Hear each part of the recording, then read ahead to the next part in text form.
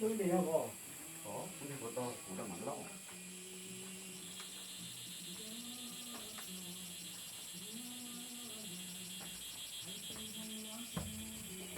Cho rồi ơi, có gì nữa? Nó mà là nó thịt o thịt tê ơi ạ. Các tôi lúc thịt tê nữa cho gì nữa? Sao các sai ngủ là lúc chế ơi.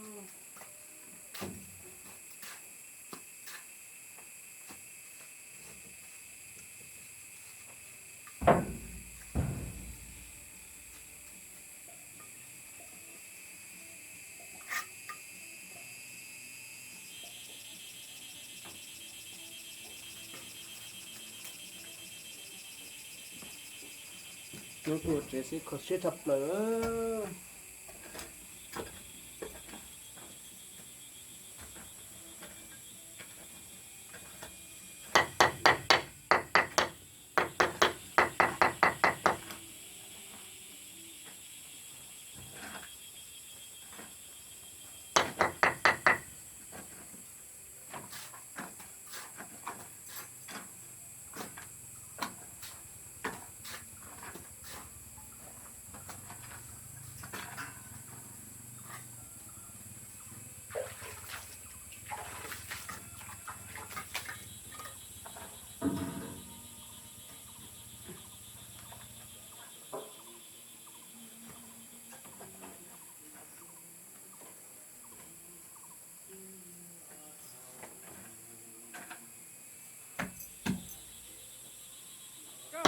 Hả? À chị, sao? Nó, đó, đó.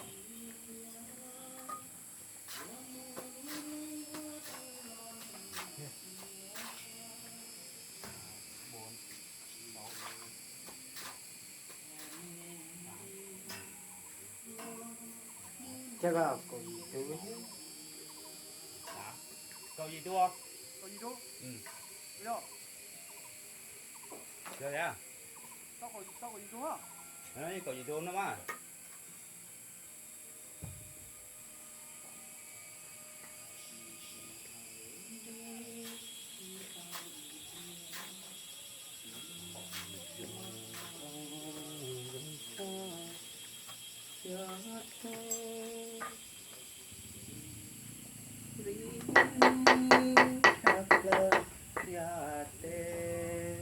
Dòng cầu ma lo gió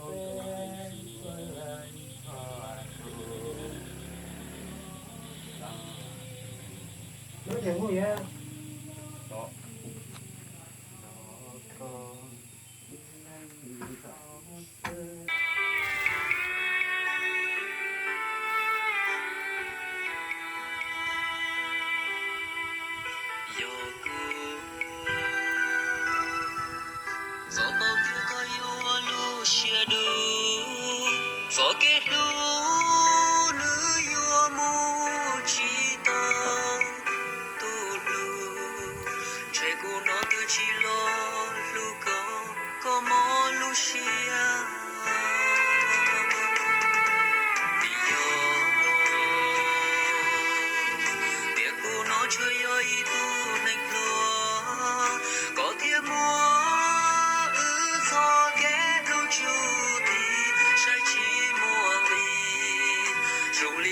chỉ mua xia muốn giữ luôn cho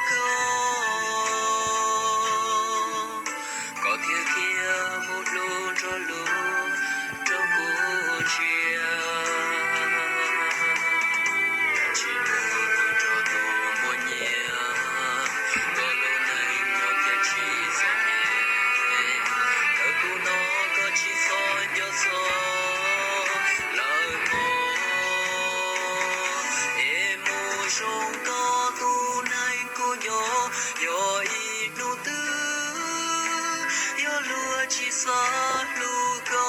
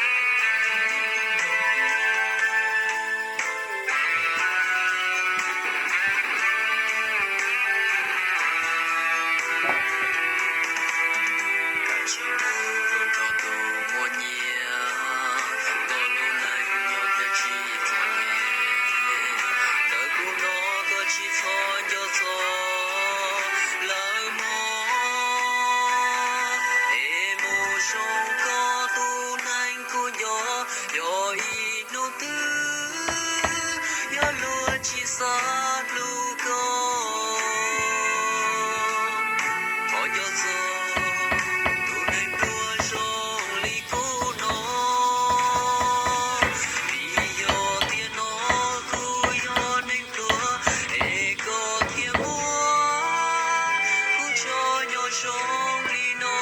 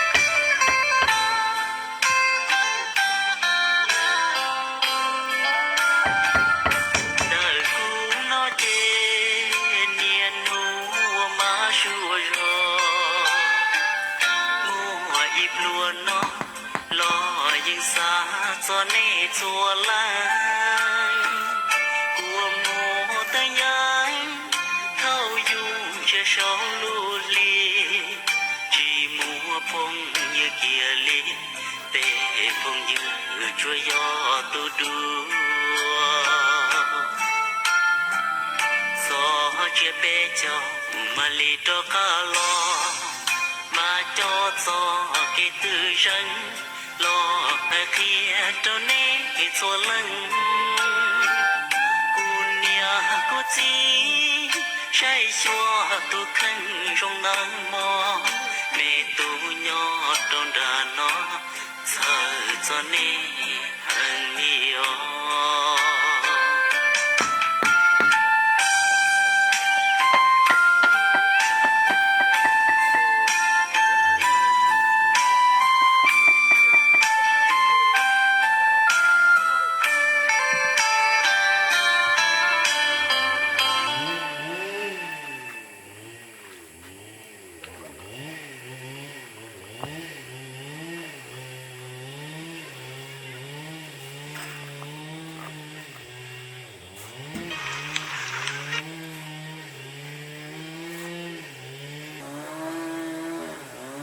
nhớ dùng nó đó cá lọt thay cái ô rò gì đó này bỏ đồ nữa đây chờ có sự gì nữa nó đúng là cút trả trong chắp lại đi thế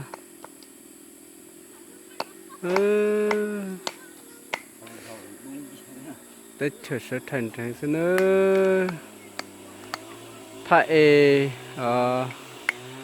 trái sung nữa tua giọt to tết chờ nặng bùn nữa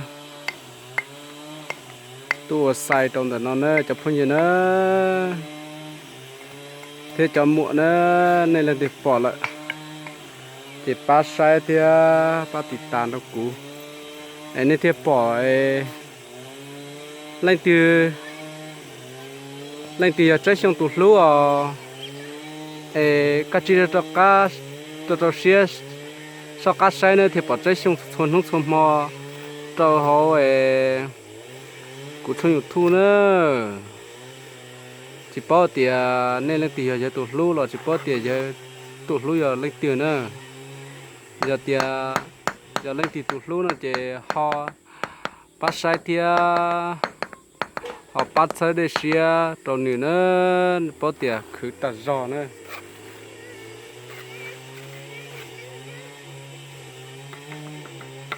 nó rồi nữa cứ giờ nữa ôi giờ cứ theo cứ cờ lên tí nào cứ cờ lên nó tua lên nó in hông oli trà lên nữa bao thế à thì bao thế à mới trả gần được nữa này cô chỉ tập bao thế nào nữa vậy chưa tôi sống nó hai lúa trâu có chó phong gì thế có chó luồng câu là nữa này hai tia này chỉ tao hai đôi lúa trâu sổ YouTube này trăm mùa nữa chỉ ta nhớ là tên của hả này chỉ cả hai lúa nữa chị nó mà cho nên sai rồi nếu đã chuyện gì nữa là do bé muốn liều tê mà cho nên bọn gì đâu nữa cho phương gì nữa chị nhớ rồi nên cho lên chụp tủ nữa cho phương gì nữa